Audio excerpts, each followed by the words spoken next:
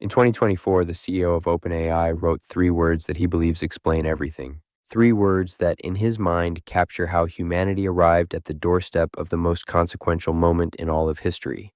Deep learning worked. That's it. That's the whole explanation. Deep learning worked, got predictably better with scale, and we dedicated increasing resources to it. And here's the thing, he's not wrong. Deep learning did work. It worked so well that hundreds of millions of people now rely on it every day. It worked so well that Sam Altman now says, and I want you to hear these words carefully, in some big sense, ChatGPT is already more powerful than any human who has ever lived. More powerful than Leonardo da Vinci. More powerful than Einstein. More powerful than every philosopher, mystic, and sage who ever walked this earth, combined. That is an extraordinary claim. And in this video, I'm going to take it seriously. I'm going to do something that almost nobody in the conversation about AI is doing right now. I'm going to engage with Sam Altman's actual ideas, not the caricature, not the sound bites, not the outrage cycle, his actual framework for understanding intelligence. Because when you look closely, really closely, at the words he uses, the metaphors he chooses, the assumptions embedded in his vision, you start to see something. Not that he's wrong, something more interesting than that. You start to see what's missing. And what's missing isn't a detail. It's not an oversight you can patch with a software update. What's missing is an entire dimension of intelligence that the deepest minds in human history spent thousands of years mapping, a dimension that Sam Altman's framework doesn't just overlook. It is invisible to them. It can't see it. This is the story of the most powerful technology humanity has ever built, and the ancient question it has accidentally made urgent again. Before we go any further, I need to say something clearly. Sam Altman is not a villain. He's not reckless. He's not the caricature that either his critics or his fans have constructed. He is, by almost any measure, one of the more thoughtful people building AI today. When he describes the trajectory of artificial intelligence, he does so with a kind of measured wonder that I find genuinely compelling. Listen to how he frames it. We are past the event horizon. The takeoff has started. Humanity is close to building digital superintelligence. And at least so far, it's much less weird than it seems like it should be. There's an intellectual honesty in that last phrase. Less weird than it should be, that most people miss. He's acknowledging the strangeness. He's acknowledging that we're living through something that should feel more momentous than it does. The way human beings absorb the extraordinary. As he puts it, very quickly we go from being amazed that AI can generate a beautifully written paragraph to wondering when it can generate a beautifully written novel. From being amazed it can make life-saving medical diagnoses to wondering when it can develop the cures. This is a genuine insight. The normalization of wonder is one of the most important dynamics in human psychology, and Altman has his finger on it. He also deserves credit for something else, something his critics rarely acknowledge.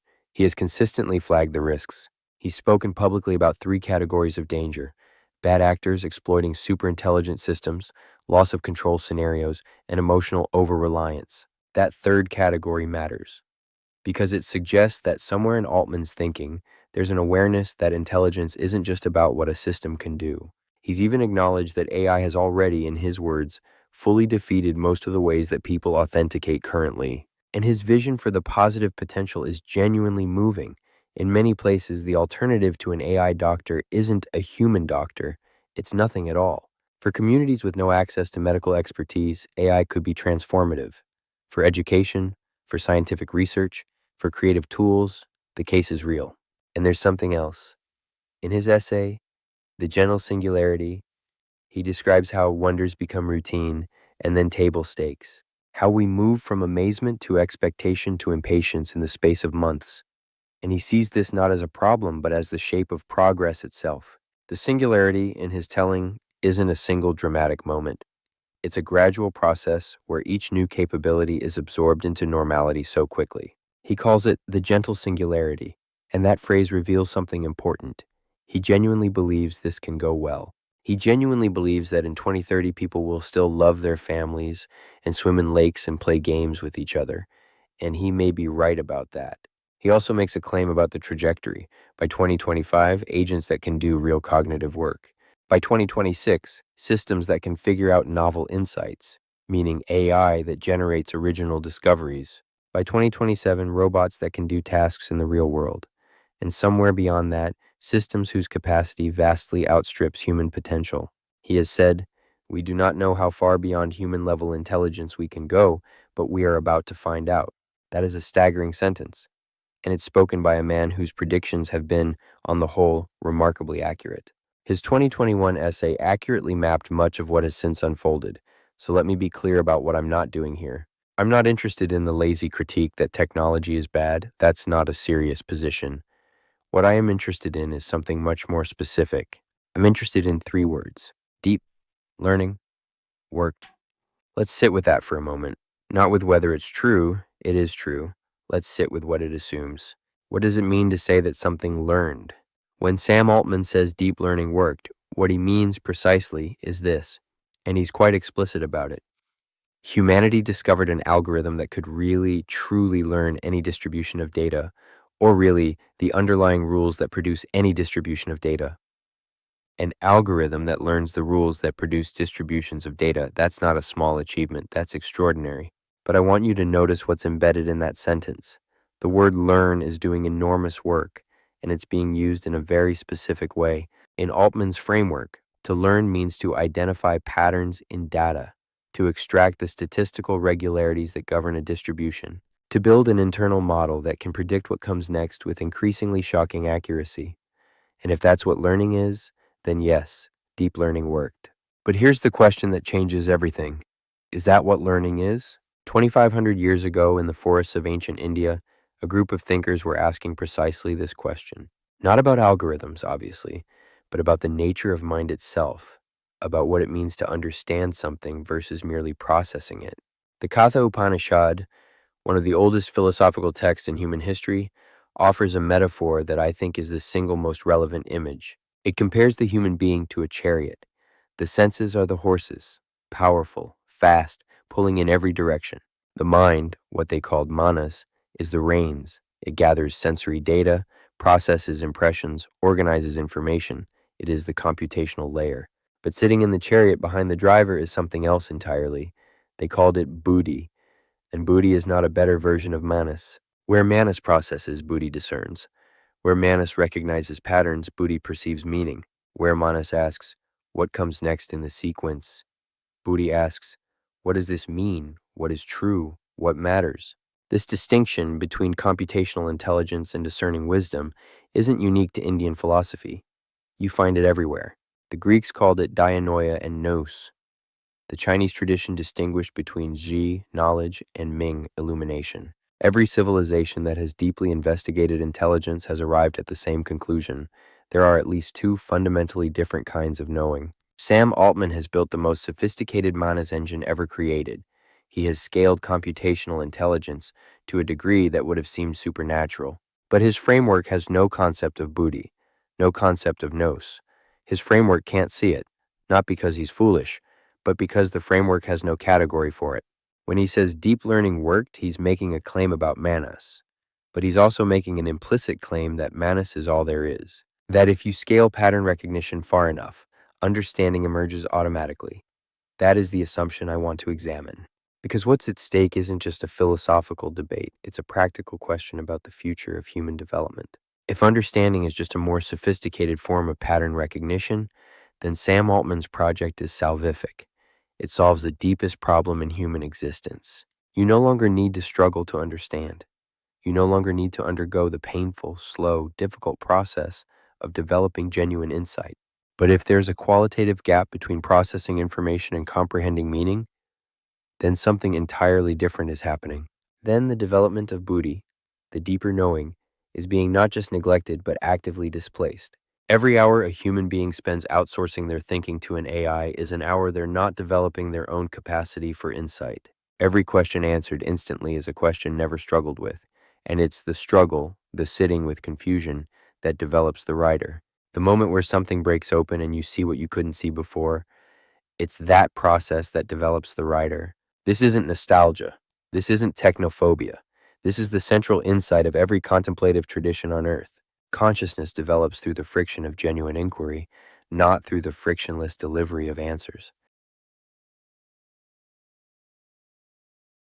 So we've identified the blind spot. The most powerful AI framework on Earth recognizes only one type of intelligence: the computational kind, the pattern matching kind, the kind you can scale and sell and make too cheap to meter. But that raises a question the current AI conversation never asks. What actually happens to a civilization that scales manas to infinity? While Buddhi, the capacity for genuine understanding, for discernment, for direct knowing, atrophies from disuse, this isn't a hypothetical. It was described in extraordinary detail thousands of years ago. In the ancient Puranic texts of India, these are vast encyclopedic works, some of the most detailed mythological literature ever produced. There is a story about a master architect named Maya, and yes, Maya is also the Sanskrit word for illusion. The name itself is a teaching. Maya built 3 cities, one of gold in the heavens, one of silver in the atmosphere, and one of iron on earth. Together they formed Tripura, the triple city. And these cities were, by any measure, magnificent. They were technologically supreme. Maya equipped them with automated systems that provided food, comfort, and entertainment without labor. The cities anticipated the needs of their inhabitants before those needs were even expressed. You didn't have to ask. The system already knew what you wanted. They were self-sustaining.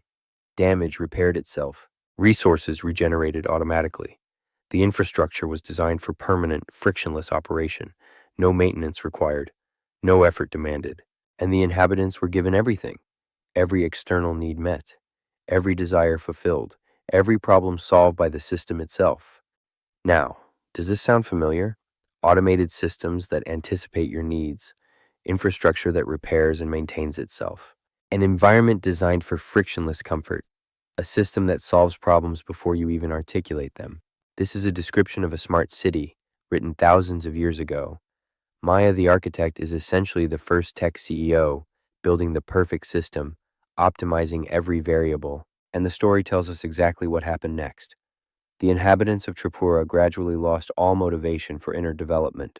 Why would you seek deeper understanding when every question is answered for you? Why would you develop discernment when every decision is optimized by the system? Why would you struggle to grow when comfort is automatic and effortless?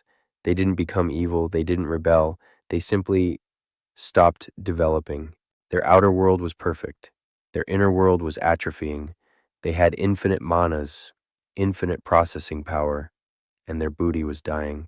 The text says the cities were eventually destroyed by Shiva, but not because the technology was evil.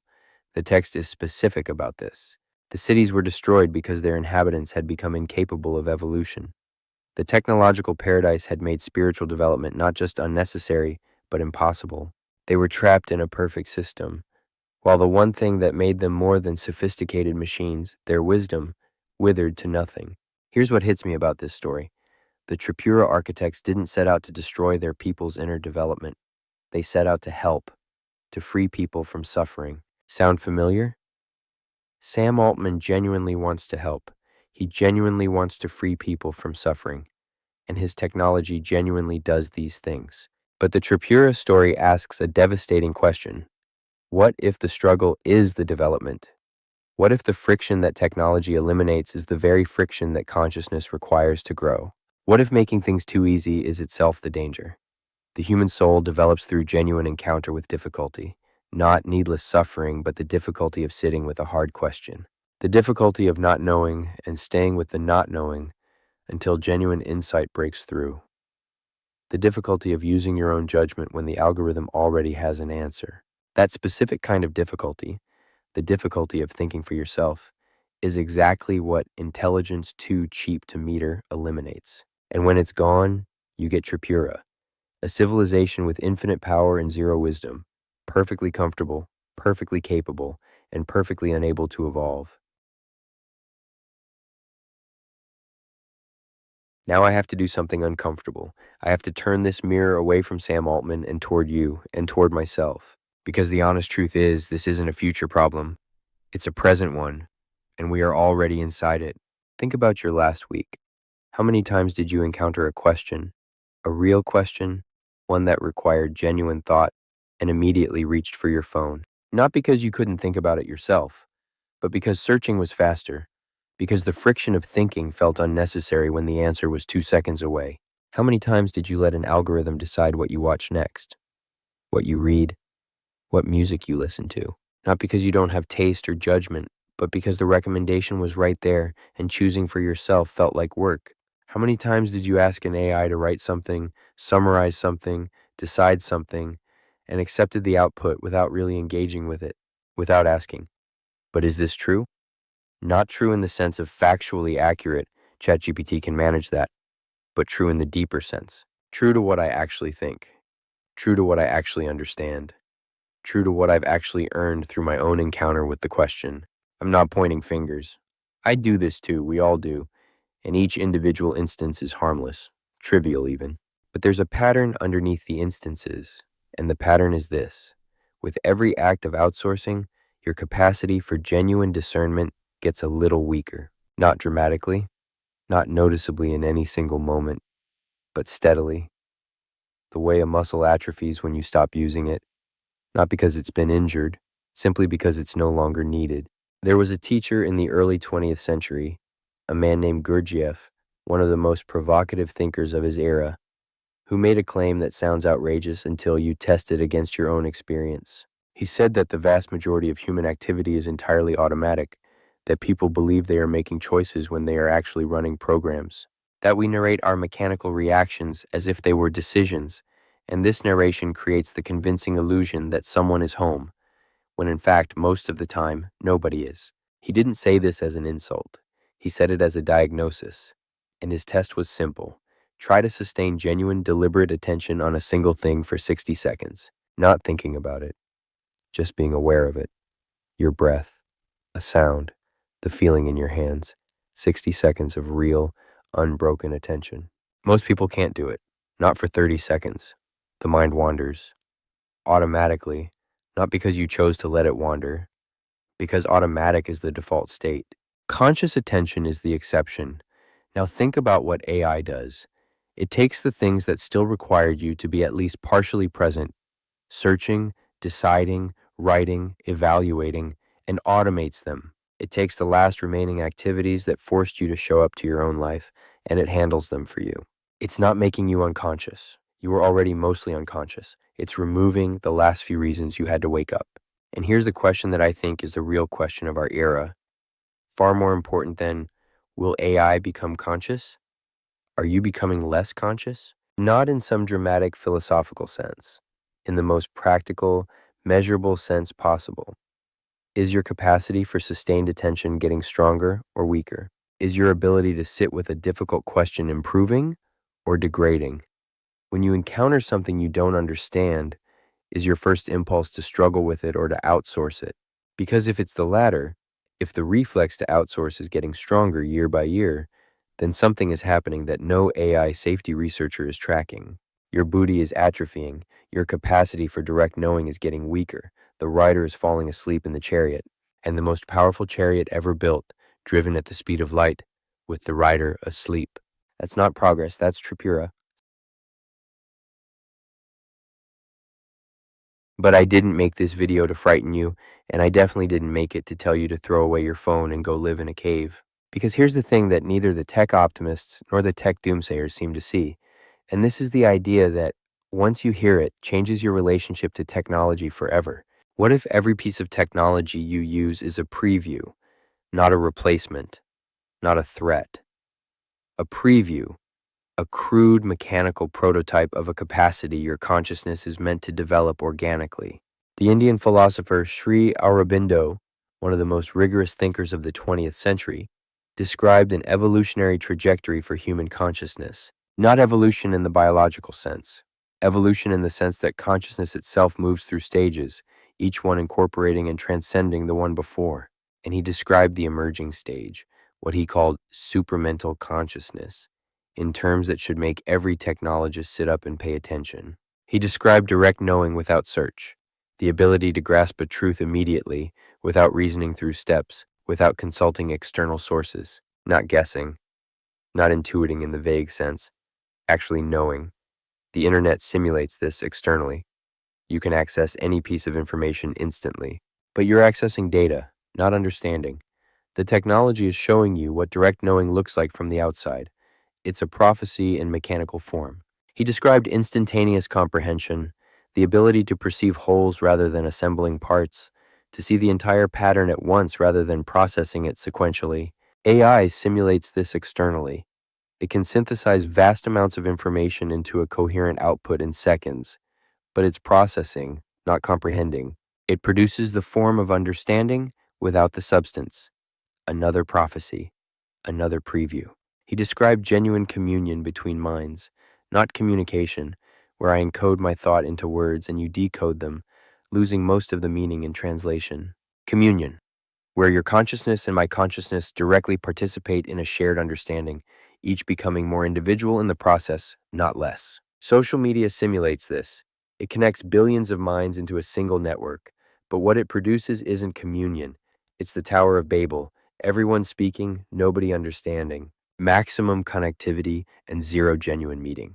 The technology is showing you what communion looks like from the outside while demonstrating its own failure. Do you see the pattern? Every technology we've built is consciousness drawing itself a picture of what it's becoming. The picture is crude. The picture is mechanical. The picture doesn't work the way the real thing will work, but the picture is pointing at something real. Your phone is a prophecy of telepathy. AI is a prophecy of omniscience. Virtual reality is a prophecy of the creative power of consciousness. And the question, the only question that matters, is, will you settle for the crude mechanical version, or will you develop the organic capacity it's previewing? Because the mechanical version will always be a shadow of the real thing. The internet gives you data but not understanding. AI gives you answers but not wisdom. Social media gives you connection but not communion. Every external technology produces the form without the substance. And the substance, the actual knowing, the actual understanding, the actual communion, can only be developed from the inside. This is why the "just go meditate" message is wrong. Not because meditation is wrong, but because it frames inner development as a retreat from technology, as if you have to choose between the outer world and the inner world. The truth is the opposite. The outer world is showing you the curriculum. Every technology you use is pointing at a capacity you need to develop. The practice isn't to stop using technology. The practice is to use technology with discernment, as a conscious being, not as an automated one. So what does this actually look like? Not in theory, in your life, tomorrow morning. It looks like this, a quiet moment of truth. When you ask an AI a question, you get an answer. Here's the fork in the road. You can accept the answer and move on. That's manas. The information has been processed. The task is complete. Or you can pause and ask, but what do I actually think about this? Not what does the data say? What does my own understanding tell me? Do I agree? Do I disagree? Can I feel the difference between an answer that's factually correct and an answer that's genuinely true? True in the sense that it maps onto something I've verified through my own direct experience? That pause, that moment of engagement, is the exercise. That's Buddhi being used. That's the rider waking up in the chariot. It's not about rejecting the AI's answer. It's about not abdicating your own discernment just because a faster option exists. It's about maintaining your ability to judge, to evaluate, to think for yourself. Not because the AI is wrong, but because your capacity to distinguish truth from plausible fiction is the most important cognitive ability you possess, and it develops only through use. This is the advice that I think Sam Altman himself should be giving, and I mean this with genuine respect for the man and his work. The most important thing OpenAI could tell its users isn't, here's how to prompt better, or here's what the new model can do. It's this: don't let us replace your judgment. Use us as a tool, a powerful tool, an extraordinary tool, but never, never stop thinking for yourself. Because the moment you outsource your discernment entirely, you haven't gained a superpower. You've lost the one ability that makes you more than a very sophisticated language model yourself. The ancient framework makes this concrete. Manas, computational intelligence, pattern recognition, data processing can be outsourced. It can be automated. It can be made too cheap to meter. That's fine. That's genuinely progress. But Buddhi, the capacity to discern what is true from what is merely plausible, what matters from what is merely interesting, what is wise from what is merely clever, that cannot be outsourced. Not because the technology isn't good enough yet, but because discernment is not a computation. It's a faculty of consciousness that develops only when it's exercised by a conscious being. And here's the thing I find most hopeful about this entire story. Every time you exercise discernment, every time you pause, engage your own judgment, ask, But is this actually true? You are doing something that no AI on earth can do. You are being the rider. You are the thing that makes the chariot more than a vehicle. You are the awareness that transforms information into understanding. And that can't be automated. It can't be scaled. It can't be made cheap. Because it was never a commodity. It was always you, your awareness, your light. Sam Altman says intelligence will be too cheap to meter. The ancient traditions would say the intelligence that matters most was never measured by meters in the first place. Superintelligence without understanding is the most powerful chariot ever built, with the rider asleep. The rider is you. And the question of our age isn't whether the machines will wake up, it's whether we will wake up together. If this shifted something in how you see intelligence, not just AI's intelligence, but your own, subscribe, because this is what we do here. We take the conversations the world is having and reveal the dimension that's missing, not to attack, not to fear, but to see clearly. And to anyone at OpenAI who might be watching, and I say this with genuine respect, consider adding one line to your product. One small line, somewhere the user can see it. Don't let us replace your judgment. That would be the most important feature you've ever shipped. I'll see you in the next one.